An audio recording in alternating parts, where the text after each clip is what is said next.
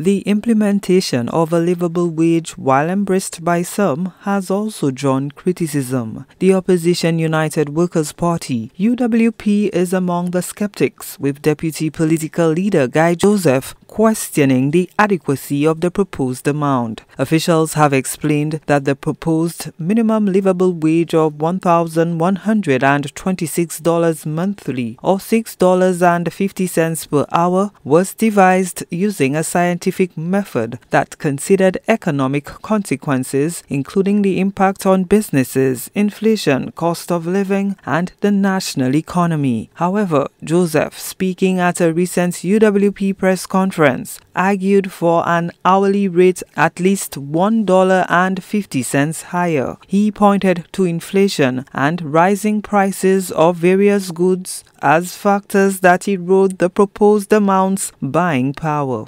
The government spoke about a livable wage, and all of a sudden the discussion changed from a livable wage to a minimum wage. And I believe it is embarrassing for us to go to the parliament and pass a law where Dominica is $10, St. Kitts is about $9.50. In fact, the only country in the OECS that would have a lower minimum wage than us is St. Vincent, which is at $6.25. So I believe that if the government is serious about addressing this, we have to begin to speak about $8 or more per hour for minimum wage. Anything below that, I don't think is adequate.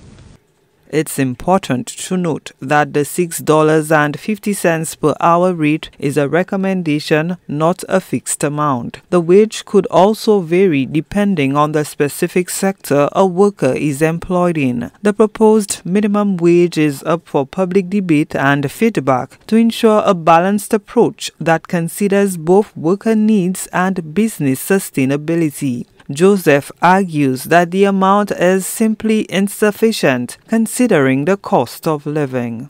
A minimum wage is always welcome.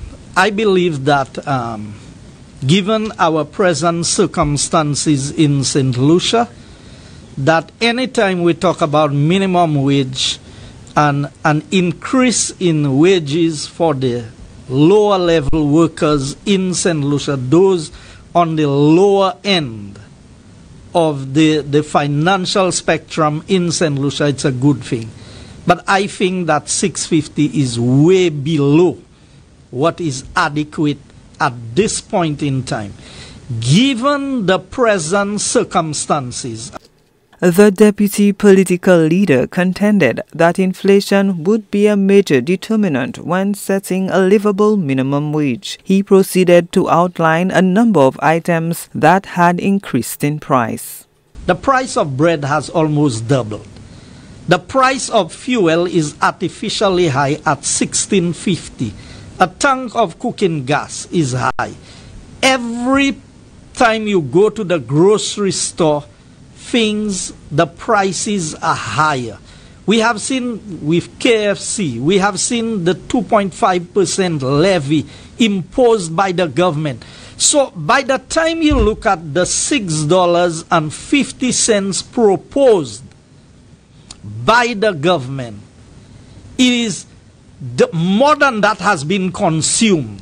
The recommended national minimum wage in 2009 was $750 per month. Successive governments, both Labour and UWP, have included setting a minimum wage in their manifestos, but none have implemented such legislation. The pay administration was to end this trend and roll out a system to benefit the working institutions. However, the UWP is also worried about the ramifications for employers. Guy Joseph contended that the current proposal might lead to job losses as employers struggle with increased labor costs.